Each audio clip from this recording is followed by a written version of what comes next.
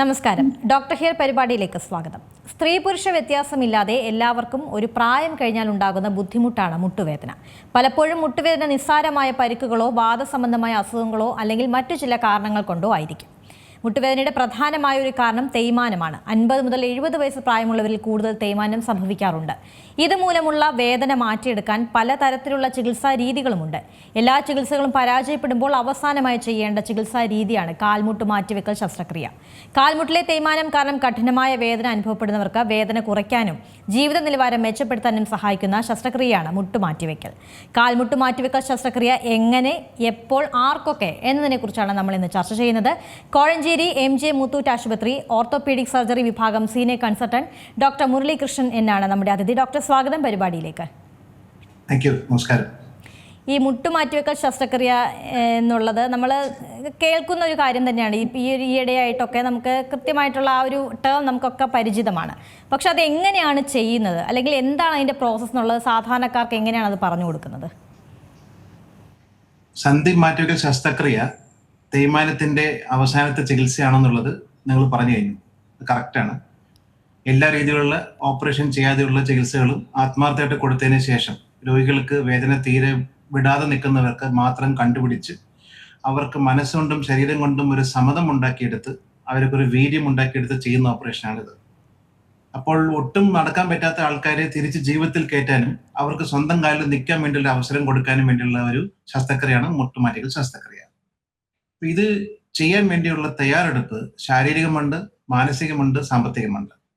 ശാരീരികമായിട്ട് നമുക്ക് ശരീരത്തിലുള്ള ബാക്കി എല്ലാ കാര്യങ്ങളും ഏകദേശം ഫിറ്റ് ആണെന്നുള്ള ഉറപ്പാക്കിയിട്ട് മാത്രമേ അനസ്തീഷ്യക്കാർ ഈ മരവിപ്പിക്കുന്ന മരുന്നോ അല്ലെങ്കിൽ നടുവിന് കുത്തിവെക്കുന്നോ ഒക്കെ ചെയ്യത്തുള്ളൂ. അത് ചെയ്തിട്ട് വേണം ഈ ഓപ്പറേഷൻ ചെയ്യാൻ. ഓപ്പറേഷൻ ചെയ്യുമ്പോൾ നമ്മൾ ചെയ്യുന്നത് മുട്ടിന്റെ അകത്തുള്ള തേഞ്ഞുപോയ പ്രതലം മുകളിലത്തെ എല്ലിന്റെ താഴത്തെ ഭാഗത്തും താഴത്തെ എല്ലിന്റെ മുകളിലത്തെ ഭാഗത്തുമുള്ള തേഞ്ഞുപോയ പ്രതലം ആണല്ലോ ഈ അങ്ങോട്ടും ഇങ്ങോട്ടും ഉരച്ച് വേദന ഉണ്ടാക്കുന്നത്. അതിനെ മാറ്റി നല്ല രീതിയിലുള്ള ബലമുള്ള വേദന ഇല്ലാത്തൊരു മുട്ട് കൊടുക്കാനാണ് നോക്കുന്നത്. ഇതാണ് സന്ധി മാറ്റിവെക്കൽ ശസ്ത്രക്രിയയുടെ സാരം. അപ്പൊ ഇത് ഇനിയിപ്പോൾ നമ്മൾ എങ്ങനെ ചെയ്യണം എന്നുള്ളത് നമുക്ക് ഇനി വരും വഴികളിൽ നോക്കാം. അപ്പോൾ ഡോക്ടർ, എന്താണ് ഈ മുട്ട് മാറ്റിവെക്കൽ? അതിനെപ്പറ്റി നമ്മൾ പറഞ്ഞു കഴിഞ്ഞു. അപ്പോൾ ഇനി ഇത് എല്ലാവർക്കും ഒരു പ്രായം കഴിഞ്ഞാൽ നാം പറയുന്ന പോലെ തന്നെ മുട്ടിന് തേയ്മാനം സംഭവിക്കാറുള്ളത് ഒരു സ്വാഭാവികമായ ഒരു കാര്യം തന്നെയാണല്ലോ. അപ്പോൾ ഈ ഒരു കാലത്ത് പ്രത്യേകിച്ച് ഈ ഓരോ അസുഖം വരുന്നതിന് ഏത് ഏജാണെന്നൊന്നും നമ്മൾ നോക്കാറില്ല. കാരണം എല്ലാ പ്രായത്തിലുള്ള ആളുകൾക്കും, ഒട്ടുമിക്ക ആളുകൾക്കും എല്ലാ അസുഖങ്ങളും വരുന്ന ഒരു കാലം കൂടിയാണിത്. അപ്പോൾ ഈ ഡോക്ടറിന്റെ മുന്നിലേക്ക് ഇപ്പോൾ എത്തുന്ന ഈ രോഗികൾ എത്ര പ്രായത്തിലുള്ളവരാണ്? ഈ 70 തൊട്ട് 90 അല്ലെങ്കിൽ 70 തൊട്ട് 80 എന്നൊക്കെ പറയുമ്പോൾ ആ ഒരു ഏജ് ഗ്രൂപ്പിന് തന്നെയാണോ ഇപ്പോഴും ഈ പ്രശ്നങ്ങൾ ഉള്ളത്? ഒരു ഡോക്ടർ എന്ന നിലയിൽ ഞാൻ ഇന്നും പഠിക്കുകയാണ് കേട്ടോ. ഇത്രയും പ്രായം കഴിഞ്ഞാൽ, ഇത്രയും അനുഭവം ഉണ്ടെങ്കിൽ. അതായത് ഇന്ന് ഇന്ത്യയിലും കേരളത്തിലെ അവസ്ഥ ആണ് ഏറ്റവും ഇമ്പോർട്ടൻ്റ് അറിഞ്ഞിരിക്കേണ്ടത്. 40% ആൾക്കാർക്ക് തേയ്മാനം ഉണ്ട്. ഇന്നലത്തെ 70, ഇന്നലത്തെ 60, ഇന്നലത്തെ 80, ഇന്നത്തെ 70 ആണ്. ഇന്നലത്തെ 60, ഇന്നത്തെ 50 ആണ്. അതായത് ഞാൻ ഒരു 10 വർഷം മുമ്പ് മാറ്റിവെക്കുന്ന പ്രായമുള്ള രോഗികളുടെ പ്രായം, ആവറേജ് പ്രായം 65-70 ആയിരുന്നെങ്കിൽ ഇപ്പൊ അത് 65, 60, 50 അപ്പോൾ അത്രയ്ക്കും നേരത്തെ തന്നെ മുട്ട് തേഞ്ഞു വരുന്ന എത്രയോ പേര് വരുന്നുണ്ട്. അതിന് ഒരുപക്ഷെ കാരണം ജനിതകമായിരിക്കാം, അല്ലെങ്കിൽ അവരുടെ നിശ്ചയിഷ്ടമായിട്ടുള്ള ജീവിതശൈലി ആയിരിക്കാം, വ്യായാമമില്ലാത്തൊരു ജീവിതമായിരിക്കാം, അല്ലെങ്കിൽ വളരെ കഷ്ടപ്പെട്ട് ജോലി ചെയ്യുന്നൊരു പ്രായമായിരിക്കാം. ഏതായാലും ഞാനിപ്പോൾ കണ്ടുവരുന്ന പേഷ്യൻസ് എല്ലാവരും ഏകദേശം ഈ തേയ്മാനം അതായത് പ്രായത്തിന്റെ ആധിക്യം കൊണ്ടുവരുന്നത് പണ്ടൊക്കെ 80-ലും 70-ലും വന്നുകൊണ്ടിരുന്നത് ഇപ്പൊ 55 വയസ്സിൽ വന്നു തുടങ്ങി. അതുകൊണ്ട് തന്നെ ഈ ശസ്ത്രക്രിയയുടെ പ്രാധാന്യം അല്ലെങ്കിൽ ഒരു ഇമ്പോർട്ടൻസ് കൂടി വരുവാണ്. അതിന്റെ കൂട്ടത്തിൽ നമ്മൾ മനസ്സിലാക്കേണ്ടത്, അതിന്റെ കൂട്ടത്തിൽ തന്നെ മനസ്സിലാക്കേണ്ട ഏറ്റവും പ്രധാനപ്പെട്ട കാര്യം, അനാവശ്യമായിട്ട് ഓപ്പറേഷൻ ആർക്കും ചെയ്യാൻ പാടില്ല എന്നുള്ളത്. അപ്പോൾ ഓപ്പറേഷൻ ചെയ്യുന്നത് ഇപ്പൊ ഒത്തിരി സർജന്മാർ ഉള്ളതുകൊണ്ടും ഒത്തിരി ആശുപത്രികൾ ഉള്ളതുകൊണ്ടും എല്ലായിടത്തും ഓപ്പറേഷൻസ് എല്ലാവർക്കും ചെയ്യാൻ വേണ്ടി ഉള്ളതുകൊണ്ടും നമുക്കിത് അവൈലബിലിറ്റി വളരെ വളരെ നിസ്സാരമായി മാറി. എല്ലാവർക്കും ചെയ്യാൻ പറ്റുന്നുണ്ട്. അതുകൊണ്ട് തന്നെ ഇത് ചെയ്യുമ്പോൾ ഒരു ഉത്തരവാദിത്വ ബോധം വേണം. ഇത് ഇന്നാക്ക് ഞാൻ ചെയ്യുമ്പോൾ അവർക്ക് 15 വർഷം മാത്രം ദൈർഘ്യം നിൽക്കുന്ന ഒരു പുതിയൊരു മുട്ട് കൊടുക്കുകയാണ്. അതുകൊണ്ട് അവർക്ക് ബാക്കി എല്ലാ ചികിത്സകളും പൂർണ്ണമായിട്ടും വിഫലമായതുകൊണ്ടാണ് കൊടുക്കുന്നതെന്നുള്ളൊരു ഉത്തരവാദിത്വ ബോധം ഒരു സർജന് വേണം. അതാണ് ഇപ്പോൾ ഡോക്ടർ പറഞ്ഞത് തന്നെ, പ്രായം വളരെ കൂടുതൽ പ്രായത്തിലുള്ളവരല്ല, അതിലും കുറവുള്ള ആളുകളിലേക്കൊക്കെ ഇത് കണ്ടുവരുന്നു എന്ന് പറഞ്ഞുകൊണ്ട് ഞാൻ ചോദിക്കുകയാണ്. ഈ ചെറിയ പ്രായത്തിലുള്ളവർക്കൊപ്പം ഈ മുട്ടുമാറ്റിവെക്കൽ ശസ്ത്രക്രിയ ചെയ്യാറുണ്ടോ? അങ്ങനെ വേണ്ടി വരാറുണ്ടോ? അപൂർവം ചില പേഷ്യൻസിന് വേണ്ടി വരാറുണ്ട്. ഫോർ എക്സാമ്പിൾ സന്ധിവാദം, ആമവാദം പറഞ്ഞിട്ടില്ലേ, റൊമറ്റോയിഡ് ആർത്രൈറ്റിസ്. അതുള്ള എൻ്റെ ഏറ്റവും ഞാൻ ഓപ്പറേഷൻ ചെയ്ത് സന്ധി മാറ്റി വെച്ച ഏറ്റവും ചെറിയ പ്രായത്തിലുള്ള ഒരു പ്രായക്കാരിക്ക് 23 വയസ്സാണ്. 23 വയസ്സിലെ ചെയ്യേണ്ടി വരുന്നുണ്ട്. അത് ഏത് പേഷ്യൻ്റ് മനസ്സിലാക്കി അവർക്ക് വേറൊരു വഴിയും ഇല്ലാത്തതുകൊണ്ടാണ് ചെയ്യണം എന്നുള്ളത് മനസ്സിലാക്കി പോകണം. ആമവാദം വന്ന പല പേഷ്യൻസിനും കറക്റ്റായിട്ടുള്ള മരുന്ന് കറക്റ്റ് സമയത്ത് കൊടുത്താൽ ഈ മുട്ട് ജീർണിച്ച് പോകത്തില്ല. പലരും കുറെ സമയം എടുത്തതിന് ശേഷമാണ് അസുഖം തന്നെ മനസ്സിലാക്കുന്നത്. അതുകൊണ്ട് ഗുളിക അടിക്കുന്നത് വളരെ വളരെ ലേറ്റ് ആയിട്ടാണ്. അപ്പോഴത്തേക്കും ഈ മുട്ട് ദ്രവിച്ച് ജീർണിച്ച് പോയിരിക്കും. അവിടെ ഒരു മരുന്ന് കേൾക്കാൻ പറ്റാത്ത അവസ്ഥ വരും. അവർക്ക് തീരാ വേദനയും നടക്കാൻ പറ്റാത്തൊരവസ്ഥയും എല്ലാം ആയിരിക്കും. മാനസികമായിട്ട് ഡിപ്രഷൻ എല്ലാം അടിച്ചു കിടക്കുമായിരിക്കും. അവർക്ക് ജീവിതത്തോടുള്ള ഒരു ഏറ്റവും വലിയൊരു ദ്വാരം അല്ലെങ്കിൽ ഒരു വാതിൽ തുറക്കലാണ് ഈ ഓപ്പറേഷൻ. ഡോക്ടർ ആദ്യം പറഞ്ഞിരുന്നു ഈ മാനസികമായിട്ടും കൂടെ തയ്യാറെടുത്തുകൊണ്ട് മാത്രമേ, അല്ലെങ്കിൽ രോഗികളെ അങ്ങനെ കൂടി റെഡിയാക്കിക്കൊണ്ട് മാത്രമേ ശസ്ത്രക്രിയ നടത്തുള്ളൂ എന്ന് പറഞ്ഞല്ലോ. അപ്പോൾ അതിന് ഞാനൊരു കാര്യം ചോദിക്കുകയാണ്. ഈ പ്രായമായവർക്ക് പ്രത്യേകിച്ചും അവർ ഈ ശസ്ത്രക്രിയ ചെയ്യണമെന്നൊക്കെ പറയുമ്പോൾ നമ്മൾ കേട്ടിട്ടുള്ളതാണ്, ഇത്രയൊക്കെ പ്രായമായില്ല ഇനിയിപ്പോൾ എന്തിനാണ് ഇങ്ങനെയൊക്കെ എന്നുള്ളൊരു ചിന്ത അവർക്ക് വരുന്നത് വളരെ സാധാരണയാണ്. അപ്പോൾ ഞാൻ ചോദിക്കുന്നത്, ഈ മുട്ടുമാറ്റിയൊക്കെ ശസ്ത്രക്രിയ അങ്ങനെ ഒരു പ്രായം നമുക്ക് പറയാൻ പറ്റുമോ? അതായത് ഏറ്റവും ആദ്യം മനസ്സിലാക്കിയ ഒരു വസ്തുത, ഇത് 15 വർഷം മാത്രം മാക്സിമം ദൈർഘ്യമുള്ളൊരു ഓപ്പറേഷനാണ്. ഇത് നമ്മളൊരു പ്ലാസ്റ്റിക്കും ഒരു മെറ്റലുമാണ് വെക്കുന്നത്. അത് നമ്മുടെ ശരീരത്തിൽ യോജിച്ച് പോകുന്ന ഒരു മെറ്റലും യോജിച്ച് പോകുന്ന ഒരു പ്ലാസ്റ്റിക്കാണ് വെക്കുന്നത്. അതിന് അലർജിക് റിയാക്ഷൻ ഉണ്ടാകത്തില്ല. പക്ഷെ മനുഷ്യനിർമ്മിതമാണ്, ദൈവനിർമ്മിതമല്ല. അതുകൊണ്ട് അതുകൊണ്ട് അത് മനസ്സിലാക്കി വേണം കൊടുക്കാൻ. ഞാൻ ഈ രോഗിക്ക് ഓപ്പറേഷൻ ചെയ്യുമ്പോൾ 15 വർഷം കഴിയുമ്പോൾ ഒന്നുകൂടെ ഞാൻ കൈ വെക്കേണ്ടി വരും എന്നുള്ളൊരു ഉത്തരവാദിത്വ ബോധം ഏതൊരു സർജനും ഉണ്ടാവും. ഇനി ആദ്യത്തെ ഭാഗം മാഡം ചോദിച്ച കാര്യം, അതായത് ഈ രോഗികൾക്ക് സ്വന്തമായിട്ടൊരു തോന്നൽ ഉണ്ടാവണ്ടേ, സാറേ ഞാൻ കാല് നീട്ടി കിടക്കുകയാണ് കുഴിയിലോട്ട്, എനിക്ക് എന്താണ് ഈ ഓപ്പറേഷൻ ചോദിക്കുന്ന സ്ത്രീകളുണ്ട്, അല്ലെങ്കിൽ പുരുഷന്മാരുണ്ട്. പിന്നെ ഗൾഫിൽ നിന്നും പെട്ടെന്ന് വന്നു, 15 ദിവസം കൊണ്ട് ലീവ് തീർന്നു, അതിനു മുമ്പ് ചെയ്തിട്ട് പോകണം പറഞ്ഞിട്ട് പ്രഷർ കൊടുക്കുന്ന മക്കളുണ്ടാവും. ഇവരാരുടെയും കെണിയിൽ നമ്മൾ വീഴാൻ പാടില്ല. രണ്ടും അറ്റമാണ്. ഈ രോഗിയുടെ അടുത്ത് പറയേണ്ടത്, നിങ്ങൾക്ക് ഈ മുട്ട് മാറ്റി വെച്ചില്ലെന്നുണ്ടെങ്കിൽ ഏറ്റവും വലിയ അപകടം നിങ്ങൾ വീണ്ടും നിങ്ങൾ ഇടുപ്പിലൂടെ ഞാൻ ഇടുപ്പിന്റെ ഓപ്പറേഷൻ ചെയ്യുന്നത് രാഖി രാമായണം ചെയ്യേണ്ടി വരും. അതൊരു മേജർ സർജറിയാണ്, റിസ്ക് കൂടുതലാണ്, അതിന് ജീവഹാനി ഉണ്ടാക്കാനുള്ള ചാൻസ് കൂടുതലാണ്. നല്ല ഓപ്പറേഷൻസ് ചെയ്യേണ്ട ആവശ്യമില്ലാത്ത ഓപ്പറേഷൻസിനെ മാറ്റി വെച്ചുകൊണ്ടുള്ള ജീവിതമാണ് കറക്റ്റ്. അങ്ങനെ ചെയ്താൽ എനിക്ക് വേണ്ടത് എന്താണ്, അവർ എന്ന് വരെ ജീവിക്കുന്നു അന്ന് വരെ സ്വന്തം കാലിൽ വേറൊരാളുടെ തോളിൽ കൈയിടാതെ ജീവിക്കാൻ പറ്റുന്ന ഒരു സ്വാതന്ത്ര്യം അവർക്ക് കിട്ടണം. അതൊരു വലിയ സ്വാതന്ത്ര്യമാണല്ലേ. അതിനുവേണ്ടിയാണല്ലോ നമ്മൾ എല്ലാവരും ജീവിക്കുന്നത്. അപ്പോൾ മാത്രമല്ല, ഇപ്പൊ കേരളത്തിലെ പല സ്ഥലങ്ങളുടെ അവസ്ഥ എന്താണ്, അച്ഛനമ്മയും ഒറ്റയ്ക്കാണ് താമസിക്കുന്നത്, മക്കളെല്ലാം ഗൾഫിലും ബാക്കി രാജ്യങ്ങളിലുമാണ്. അപ്പോൾ ഇവർക്ക് ഈ ഫോൺ വഴി അല്ലാതെ ബന്ധപ്പെട്ട് എല്ലാ ദിവസവും അമ്മയെ നോക്കാൻ പറ്റത്തില്ല. ഇവർക്കൊക്കെ ഒരു സാന്ത്വനമായിട്ടുള്ളത് ഈ അടുത്തുള്ള ആശുപത്രികളിൽ നമ്മളൊക്കെ തന്നെ. അപ്പൊ ഇവർക്ക് നല്ല രീതിയിലൊരു ഓപ്പറേഷൻ ചെയ്ത് ഇവര് എന്നും വീഴാതെ പോവുകയാണെന്നുണ്ടെങ്കിൽ എല്ലാവർക്കും സമാധാനമുണ്ട്, ഇവർക്ക് നല്ലൊരു ജീവിതം തിരിച്ചു കിട്ടുകയും ചെയ്യും. അതാണ് ഈ ഡോക്ടർ ഞാൻ ആദ്യം പറഞ്ഞതുപോലെ തന്നെ, ഇത് ഈ എന്താ പറയുക, മരുന്നുകളെല്ലാം എടുത്തു കഴിഞ്ഞിട്ടും ഭേദമായില്ല എന്നുണ്ടെങ്കിൽ ഉള്ള അവസാനത്തെ ഒരു ഇതാണല്ലോ ശസ്ത്രക്രിയ എന്ന് പറയുന്നത്, അല്ലേ? അപ്പോൾ ഏതൊരവസ്ഥയിൽ എത്തുമ്പോഴാണ് ഇനി മുട്ട് മാറ്റി വെക്കുക എന്നുള്ളതിലേക്ക് മാത്രമാണ്, ഇനി വേറെ വഴിയില്ല എന്ന് പറയുന്നത് ഏത് ഘട്ടം എത്തുമ്പോഴാണ്? ഇപ്പൊ സന്ധിക്കകത്ത് ഉള്ളത് എല്ലിനെ കവർ ചെയ്യുന്ന തരുണാസ്ഥിയാണ്, കുഷൻ എന്ന് പറയും. ഈ കുഷനെടുത്ത് നമ്മുടെ തറയിൽ ഇട്ട് കഴിഞ്ഞാൽ നടക്കാൻ പോലും പറ്റത്തില്ല, തെന്നി വീഴുന്നു, അത്രയ്ക്ക് സ്മൂത്ത്. അത് തേഞ്ഞു പോകുന്നതാണ് സന്ധിയുടെ തേയ്മാനം. അതിന് 4 സ്റ്റേജ് ഉണ്ട്. 4ാമത്തെ സ്റ്റേജിൽ മാത്രമേ ബാക്കി എല്ലാ ചികിത്സകളും ഇല്ലാതാകുമ്പോൾ മാത്രമേ ഓപ്പറേഷൻ ചെയ്യാൻ പാടുള്ളൂ. പക്ഷേ പേഷ്യൻസിന് വേദന എപ്പോൾ തുടങ്ങും? 2nd സ്റ്റേജ് മുതൽ തുടങ്ങും. ഇവരെല്ലാവരും വരും, സാർ എനിക്ക് മുട്ടിൽ തേയ്മാനമാണ്, വളവാണ്, നീരാണെന്ന് പറഞ്ഞു വരും. അവർക്ക് കൊടുക്കേണ്ട ചികിത്സ നിശ്ചയിച്ചമായ ജീവിതശൈലി മാറ്റി വയ്ക്കുക, വ്യായാമം ചെയ്യുക, റെസ്റ്റ് എടുക്കുക, ആ സമയത്ത് മാത്രം വേദനയ്ക്കുള്ള മരുന്ന് കഴിക്കുക, മുട്ടിനകത്ത് കുത്തിവെക്കേണ്ട ഇഞ്ചക്ഷൻസ് കുത്തിവെക്കേണ്ട ആവശ്യമുണ്ടെങ്കിൽ കുത്തിവെക്കുക, ഫിസിയോതെറാപ്പി അതായത് എക്സസൈസ് ചെയ്യുന്ന ചൂട് വെച്ചുള്ള ചികിത്സ അതെല്ലാം കൊടുക്കുക. അങ്ങനെ കൊടുത്ത് ഇവരെ പലപ്പോഴും അവർക്ക് തിരിച്ച് വേറെ ഇല്ലാതാക്കിയെടുക്കാൻ പറ്റും. ഇത് കുറെ പ്രാവശ്യം ആയതിനു ശേഷം എപ്പോൾ കൈവിട്ടു പോകുന്നു ആ സമയത്ത് മാത്രമേ ഈ മുട്ട് മാറ്റി വയ്ക്കാൻ പാടുള്ളൂ. അതായത് ജോയിന്റ് പ്രിസർവേഷൻ, അതായത് അനാവശ്യമായിട്ട് മുട്ട് മാറ്റി വയ്ക്കാതിരിക്കേണ്ട ഒരു ചിന്താശക്തി നമുക്ക് എല്ലാവർക്കും വേണം. അതിനുവേണ്ടിയുള്ള ബാക്കി സർജറീസും ബാക്കി ഓപ്പറേഷൻസ് എല്ലാം ഉണ്ട്. ഇപ്പോൾ നമ്മൾ പറയുന്നത് റീജനറേഷൻ തെറാപ്പി എന്ന് പറയും. ഇപ്പോൾ നമ്മുടെ രക്തം എടുത്തിട്ട് അത് ഒരു പ്രത്യേക മെഷീനിൽ കൂടെ 10 പ്രാവശ്യം ചലിപ്പിച്ചു കഴിഞ്ഞാൽ അതിന് വേർതിരിച്ചു വരുന്നൊരു ഘടകമുണ്ട്. ആ ഘടകത്തിന് തരുണാസ്ഥിയായി മാറാനുള്ള കഴിവുള്ള ഘടകമാണ് PRP എന്നൊക്കെ പറയും. ഇതൊക്കെ കൊടുത്ത് ഈ രോഗികൾക്ക് ഒരു താൽക്കാലികമായിട്ടുള്ള ആശ്വാസം കൊടുത്ത് പരമാവധി അവരെ ഓപ്പറേഷനെ രക്ഷപ്പെടുത്തിയതിനു ശേഷം വേറെ വഴിയില്ലെങ്കിലാണ് നമ്മൾ അടുത്ത ഓപ്പറേഷൻ ചെയ്യുന്നത്. ഇനി ഞാൻ ചോദിക്കാൻ പോകുന്നത് ഈ ഫിസിക്കലി ചാലഞ്ച് ആയിട്ടുള്ള ആളുകൾക്ക് വേണ്ടിയൊരു ചോദ്യമാണ്. അതായത് ഇപ്പോൾ ഒരു കാലിന് ഇത്തിരി പ്രശ്നമുള്ള ഒരാൾ മറ്റേ കാല് സ്വാഭാവികമായിട്ടും ആ കാലിലായിരിക്കും നമ്മുടെ വെയിറ്റ് മുഴുവൻ ഉള്ളതും നല്ല രീതിയിൽ നടക്കാനൊക്കെ പറ്റുന്നത് മറ്റേ കാലുകൊണ്ടാണ്. അപ്പോൾ ആ കാലിന് തന്നെ മുട്ടിന് പ്രശ്നവും വരുന്ന ഒരാൾക്ക് ഇനി സർജറി വേണം എന്നുള്ളൊരു ഘട്ടം എത്തിയിട്ടുണ്ട്. പക്ഷേ ഈ പറഞ്ഞതുപോലെ തന്നെ ഇനി സർജറി ചെയ്യുകയാണെങ്കിൽ എനിക്ക് മറ്റേ കാലുകൊണ്ട് എന്താ ചെയ്യാൻ പറ്റുക, നടക്കാൻ പറ്റില്ല, അതിന് ബുദ്ധിമുട്ടുണ്ടാവുമോ എന്നൊക്കെ സംശയമുള്ള ആളുകളുണ്ട്. അപ്പോൾ എന്താണ് അവർക്ക് കൊടുക്കാനുള്ള ഒരു മറുപടി? അതിനുള്ള പ്രാഥമികമായിട്ടുള്ള വാക്യം ഇതാണ്: ഞാനിപ്പോൾ 100% ആക്റ്റീവാണ്. ഒരു പോളിയോ ബാധിച്ച പേഷ്യൻറ്റോ ആ കാലിൽ അംഗവൈകല്യമുണ്ട്, മറ്റേ 3 കാലിൽ അവയവങ്ങളെ ഉള്ളവർക്ക് 2 കൈയും 1 കാലും അതും കൂടി ഇല്ലാതാക്കാനുള്ള യോഗ്യത നമുക്കില്ല. അതിനെ തിരിച്ച് പൂർണ്ണമായിട്ട് കൊടുക്കണം. പിന്നെ അത് ചെയ്യുമ്പോൾ നമ്മൾ വെളുക്കാതെ ചെയ്ത് പാണ്ടാവെന്ന് പറഞ്ഞ് കണ്ടിട്ടില്ലേ? ഈ ഓപ്പറേഷൻ ചെയ്യുന്നത് അത് കൗണ്ടർ പ്രൊഡക്റ്റീവ് ആവരുത്. അപ്പൊ എന്ത് ചെയ്യണം? ഓരോ രോഗിയും പ്രത്യേകം കണ്ട് ഇവർക്ക് ഈ ഓപ്പറേഷൻ കൊണ്ട് കിട്ടുന്ന ഗുണങ്ങളും ദോഷങ്ങളും ത്രാസിൽ അത് രണ്ടും ഒരേപോലെ വെയ് ചെയ്ത് നോക്കിയിട്ട് ഈ ഓപ്പറേഷന് ഗുണം കൊണ്ടുള്ള ഇത് ദോഷത്തെക്കാട്ടിലും നല്ലതാണെങ്കിൽ മാത്രം അവർക്ക് ചെയ്യാം.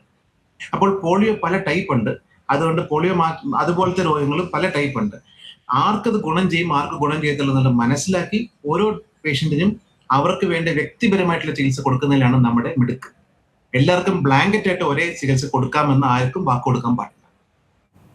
അതാണ് നമ്മൾ ഈ ശസ്ത്രക്രിയയെ കുറിച്ച് പറഞ്ഞു. ഇനി അതിൻ്റെ കുറച്ചുകൂടി കാര്യങ്ങൾ ഞാൻ ചോദിക്കുകയാണ്. അത് എത്ര സമയമെടുത്താണ് ഈ ഒരു ശസ്ത്രക്രിയ നടക്കുന്നത്?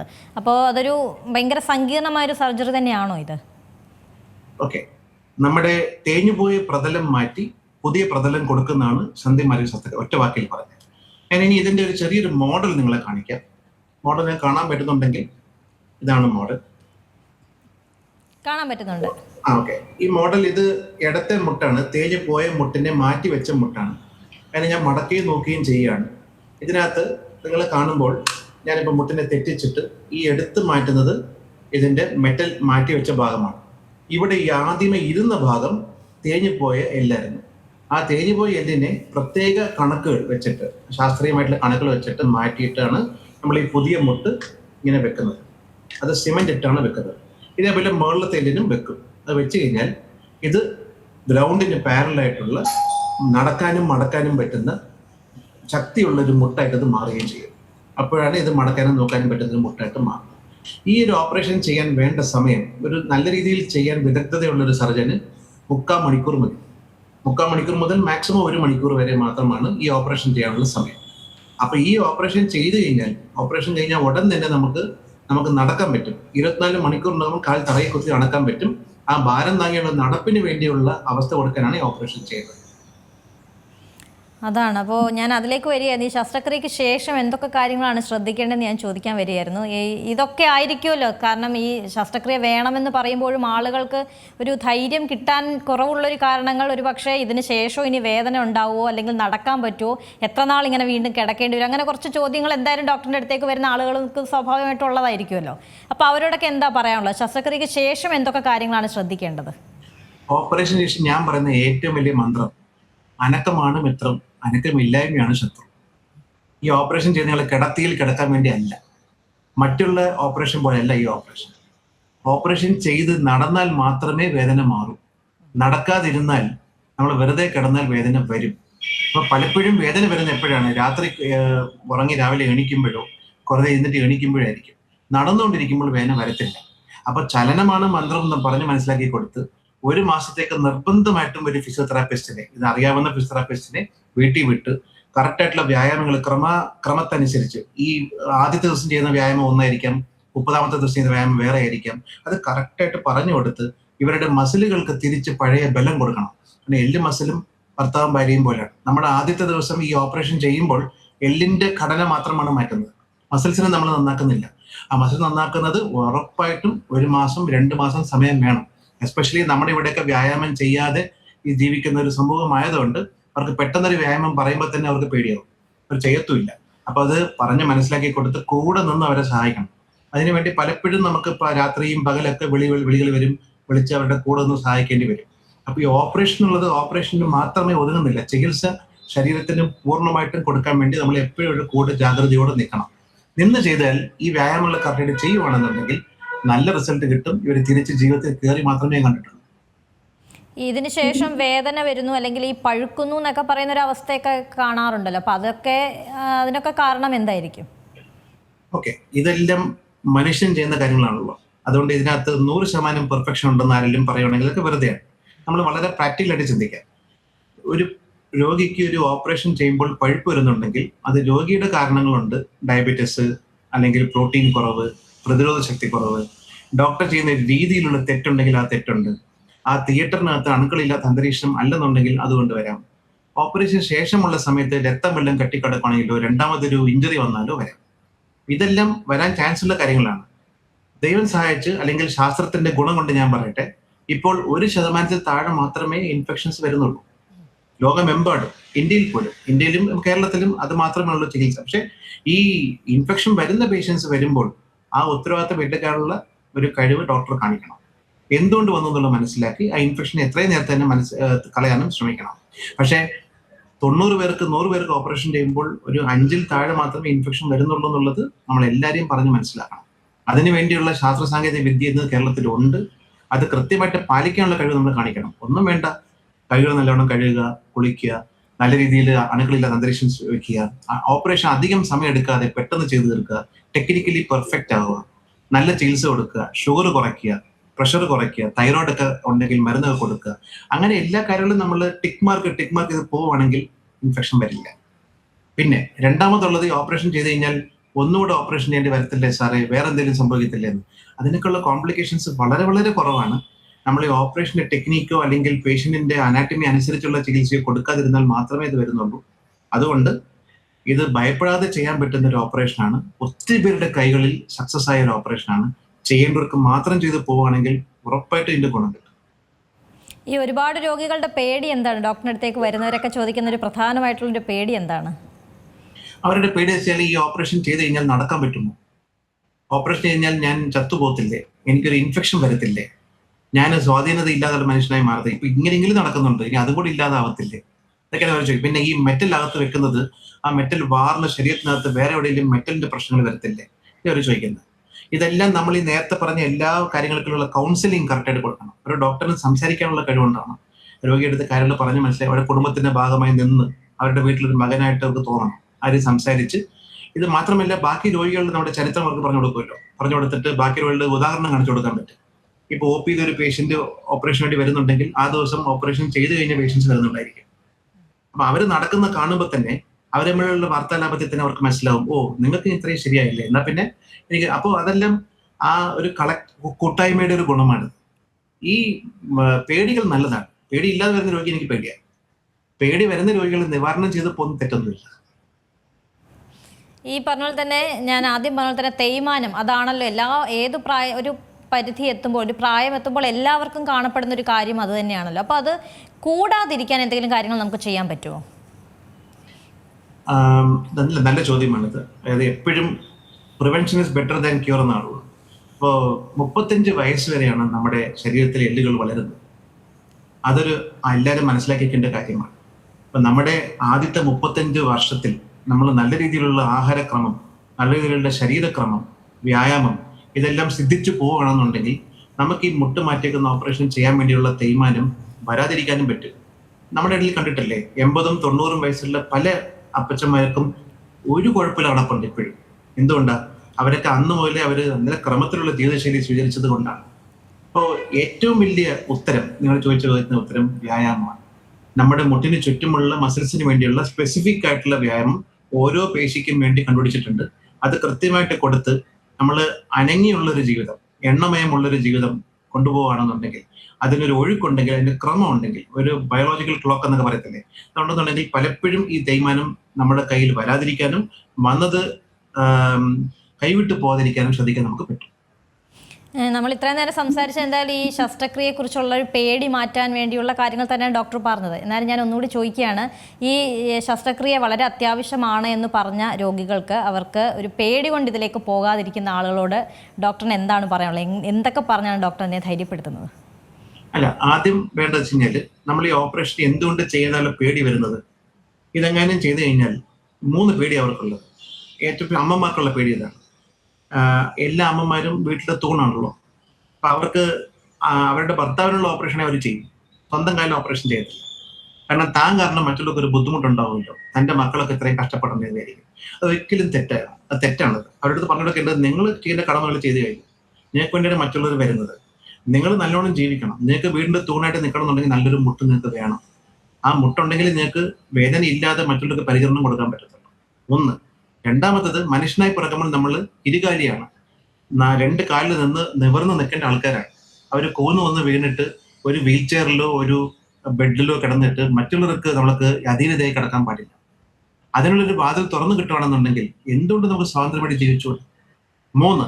ഈ ഓപ്പറേഷൻ കഴിഞ്ഞാൽ അതിന്റെ ഗുണങ്ങൾ കാണാൻ വേണ്ടി മറ്റു രോഗികൾ നമുക്ക് ഉദാഹരണമുണ്ടെങ്കിൽ കാണിച്ചു കൊടുത്ത്, അവർ ഫോർ എക്സാമ്പിൾ ഇപ്പോൾ ഒരു രോഗി, ഓപ്പറേഷൻ രോഗി ശബരിമലയിലേക്ക് പോയിട്ട് വന്നു, അടുത്ത രോഗി പ്ലെയിനിൽ കയറിയിട്ട് യാത്ര ചെയ്തിട്ട് വന്നു, അടുത്ത രോഗി ട്രെയിനിൽ യാത്ര ചെയ്തിട്ട് വന്നു. ഇവരൊക്കെ ചെയ്യുന്നത് കാണുമ്പോൾ ഈ കാര്യങ്ങൾ കണ്ടിട്ട് ഒരു കൂട്ടായ്മ ഉണ്ടാക്കുക. പലപ്പോഴും ഇങ്ങനെ പേടിയുള്ള രോഗികൾക്ക് വേണ്ടി നമ്മൾ ക്യാമ്പ് നടത്താറുണ്ട്. ഈ ക്യാമ്പിൽ ഓപ്പറേഷൻ ചെയ്ത രോഗികളെ തിരിച്ചു വിളിച്ചിട്ട് അവരുടെ അനുഭവം പങ്കുവെക്കാറുണ്ട്. ഈ അനുഭവങ്ങൾ പങ്കുവെക്കുമ്പോൾ അവർക്കുണ്ടായ അനുഭവത്തിൽ ആദ്യം കുറച്ച് ദിവസം വേദന ഉണ്ടായി, പക്ഷേ ഡോക്ടർ മരുന്ന് തന്നു, ഫിസിയോതെറാപ്പി ചെയ്തു, അത് കഴിഞ്ഞപ്പോൾ എനിക്ക് നടക്കാൻ പറ്റിയെന്ന് കേൾക്കുമ്പോൾ തന്നെ ഇവരുടെ പകുതി പേടിയും വേദനയും മാറും. ഇതെല്ലാം ഒരു കൂട്ടായ്മയുടെ ഒരു ആവശ്യമാണെന്നതാണ് ഏറ്റവും ഇമ്പോർട്ടൻറ്റ്. പിന്നെ ഇതിനെല്ലാത്തിനും ഒരു ത്രികോണമുണ്ട്: രോഗി, ഡോക്ടർ, ബൈസ്റ്റാൻഡർ.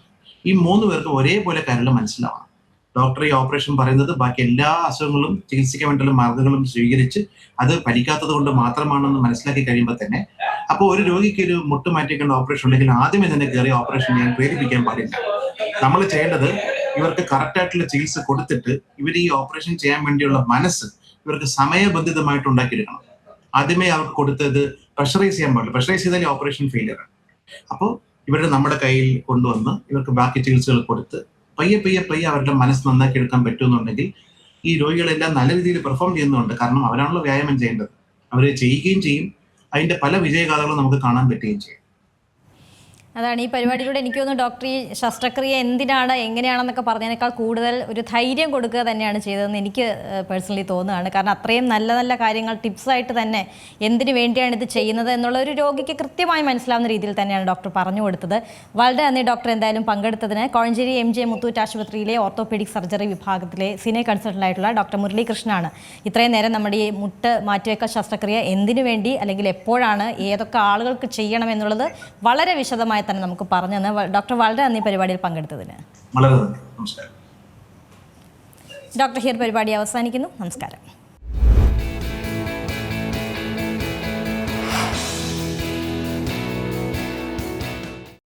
ഏറ്റവും പുതിയ വാർത്തകളും വിശേഷങ്ങളും വിരൽ തുമ്പിലറിയാൻ സീ മലയാളം ന്യൂസ് എല്ലാ ഡിജിറ്റൽ പ്ലാറ്റ്ഫോമുകളിലും ലഭ്യം.